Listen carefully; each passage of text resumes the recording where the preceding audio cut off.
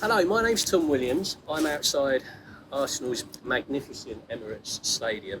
I'm here to talk about Palestine and football. And before you think, well, Arsenal Fans TV's gone a bit woke, I'm obviously not from Arsenal Fans TV. I'm one half of a football podcast on the politics of football called Pro-Revolution Soccer, which I do with my friend Julianne Jakes. And I'm here with this young man, who you might recognise because he's been in the news cycle quite a lot recently. His name is Mark Bonnick. Hello, Mark. Hello.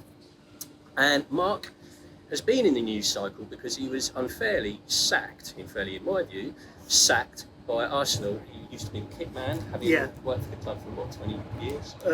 22, I think. For tweeting in solidarity with the Palestinian people in the midst of the ongoing genocide. Mark, obviously, you're taken into court, you're suing your former employer, that's like a legal response to what has happened to you. What was your emotional response to what happened? Angry, disappointed, rage. It's obviously got me down, ups and downs. I'm obviously sick, anxiety, depression. It's hard when anyone who looks at it can see it was clearly a parliament. No one had ever been offended or found my comments inflammatory before, and all of a sudden this guy hiding behind a little slogan, "Never Again 2020, decides to come for me, finds out where I work because I was on public. I had nothing to hide. I was open, honest, moral. So he's gone, "Oh, look, Mark Bonnick works for Arsenal, he's a kit man." And then it was a parliament, I came off. I spoke out against the genocide, the apartheid, just didn't think it was right. And you were cleared of anti-Semitism. Nobody, they sort of all agreed that there wasn't anything anti-Semitic in your tweets. Yeah, all the paper, the media was all about anti-Semitism, and I thought that's what they were going after me for, but it appears they changed it. Now, I was never, to my understanding or knowledge, on X and Twitter, pulled for anything wrong. They never, and no one ever said my comments were inflammatory or offensive. Yeah, I got accused of anti-Semitism, and I'd asked, please show me where I've been. I'm talking about Zionist Israel. And Arsenal quoted the FA, the Football Association, saying they'd put out a thing about media responses. And I asked me if I'd seen it. I said, no. They sent me a copy of it, and at the bottom of it, it says, if the Football Associations find you guilty of anything offensive or inflammatory, we will take due action. The FA never did. So I can only conclude that the FA found nothing in what I said inflammatory or offensive. Yeah, it's almost a saying now, isn't it? Free speech until you say free Palestine. Yeah.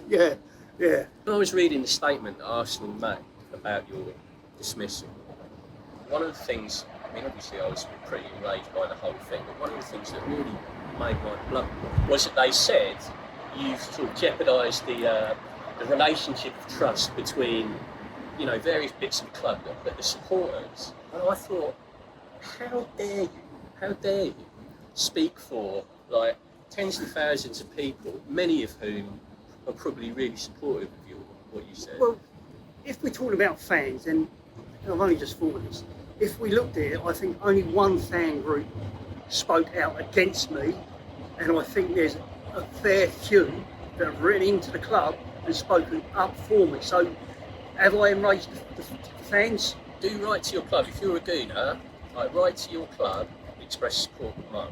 Tell them that he's giving his job back or giving him a load of money. We've talked a lot on our podcast about how little noise has been made within football about Palestine. Do you sort of know people who work within the game, or you speak to people who work within the game who privately would be supportive, would say the sorts of things that you said? Or is it just not a particularly political business? There's loads of people within it. They won't speak out against it because it's taboo. Right. And if you speak out against it, you're silenced, and they're scared of the repercussions. And I think I'm probably your head's been put on a spike. Yeah. Oh no, I've had a lot of support from within football and within the club. Oh, And the funny thing is, on your point, I saw a video the other day. A Jewish guy is going on a protest, and his whole thing is, he's going on this protest. He gets a call from his friend, another Jew, who says, "I support you, blah blah blah, but you know I can't come on the protest because I've got a business. If I speak out, my business will be shut down the next day." And I think that's the same with people within football. If they speak out, they're shut down the next day. I think that's what happened to me. So, in spite of like what's happened, obviously it's been horrible for you. I know we were chatting before. You're currently like working as a labourer, even though your knees are fucked. Yeah, I was going to get them done close season. Yeah. Through the club, but obviously that's gone out the window. I delayed it for the club, but there we are. Like in that context, would you do it again? Would you say what you said again? If you're speaking the truth, you honestly believe what you're saying. Arsenal tried to catch me out a few times. They'd reword something, trying to get me to say I was wrong. And I said to them every time, I've done nothing wrong. 100%. One of the guys on the site said to me, I bet you didn't wish you'd stayed off social media. And I'm like, no, when you're speaking out against evils and wrongs, you can't shut your mouth. You've got to speak out. Yeah, no, 100%. Yeah, you go over and you think, oh, should I cut your mouth shut? No. Because if you do, you're complicit. Yeah, fair play. I mean, there are probably a lot of people within the game who have a lot more power, frankly, than the kit man, who have said absolutely nothing about it. So maybe that's food for thought. Maybe these people should. Well, they don't want to say anything about it because it will jeopardise their meals, it will jeopardise their job. Well, if you look at Al Ghazi, who was like kicked out by Mainz in Germany for saying sort of similar things, I think he just for using the phrase Palestine will be free from the river to the sea, and he lost his job. And I think he successfully. He sued them for 1.7, I think. Yeah, you reckon you'll get that? Yeah. Well, it's funny, with that, from the river to the sea, that's originally an Israeli comment. Maybe then it is genocide, but it's not. It's about a people being free. So do you have a message for, players, people who work in football, fans even, around, football and Palestine, or what football could do to support the Palestinian people? We're told to stand in solidarity with Ukraine, because they've been illegally invaded by Russia, but we can't stand in solidarity with the Palestinians who have been invaded, if you like, or moved since 1948 and prior to that. What goes on there, people have to speak out against.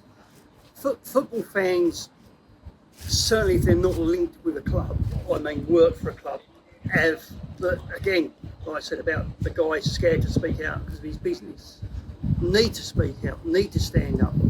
And I think the propaganda, the lies, the disinformation is now being exposed because of social media. Those in control are struggling with that and want your silence. This Never Again couldn't debate it with me, decided, well, I've got to try and bully him, pile on, what was the word you used earlier? Doxing me, because he couldn't argue the points I was making. Yeah.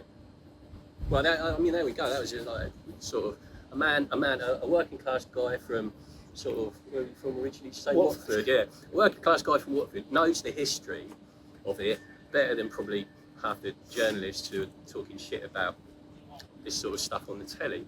Moving on from the serious stuff. You've been in the game so long, you must have some decent stories. Can you regale us with any of these? If I tell you, I'll have to kill you. That's fine, I'm ready. I'm ready for it. I've had my life. I don't know what stories you like. I've been fortunate enough in the job to go all over the place, all over the world. I think prior to COVID, my 5 big trips were 2 South Africas, 2 Dallases and 1 Barwon. You see things, it's great. I like having a laugh with the kids. I like seeing them progress, grow. So Mark was, before being a kid now, was a coach for Indian Arsenal. Yeah, I was a dog's body, really. Yeah. I drove the van, delivered the water, anything I was asked to do, wash the kit. Minister without portfolio. Yeah, but it was in football. It kept me out of trouble. It was lovely. Have you fallen out of love with it, or do you still ultimately love the game? A little bit. I'm going to use a term. I didn't want to go out because I don't know if scared's the word. The thought of having to deal with idiots saying, "Oh, you're this, you're that," but I think from the whole, football fans have been lovely. Yeah, we bumped into a couple down there. Yeah, You know, the guys from Newcastle, we recognised him. The guys, it was lovely, and the guy in the Little Wonder Cafe, who I've gone to since he opened 2004, got me my coffee, all that sort of thing. When you look after people and hopefully a decent person, it comes back to you. I'm just really annoyed how you're not allowed to speak out against Zionist Israel, the genocide, the apartheid. All right, well, you have done though. Yeah. So, top man. The reason that we are doing video content for this is that we want this to get shared far and wide, right? And it's really hard to get any traction for this sort of stuff unless you've got video content. Now, we thought this is important. The reason we want it to be shared far and wide is not so you can have a couple of old duffers going viral on Instagram or whatever. 37? Wow, yeah, I think you're 27 now. Yeah. He looks good for 27. But it's because this is really important. It was because, like, the bare minimum, really, we should be doing for Palestinian people in solidarity with the Palestinian people is speaking about it. Even if it's just having conversations, like spamming a group chat, like texting your dad or whatever about it, to start a conversation about this stuff. That sort of does what on the left we sometimes potentially call consciousness raising, right? So that just talking about stuff is ground zero of political organisation. It's what we're going to need if football is actually going to come a force for good with this issue or with any issue. So think about that. Please do share this far and wide. Tune in and listen to Pro-Revolution Soccer. It's available on SoundCloud, iTunes, Spotify, and I think probably various other ones. Start fighting the good fight. So that's pretty much all from us. Cheers, Thank you. Thanks, mate. Goodbye. Bye. And good night, lads.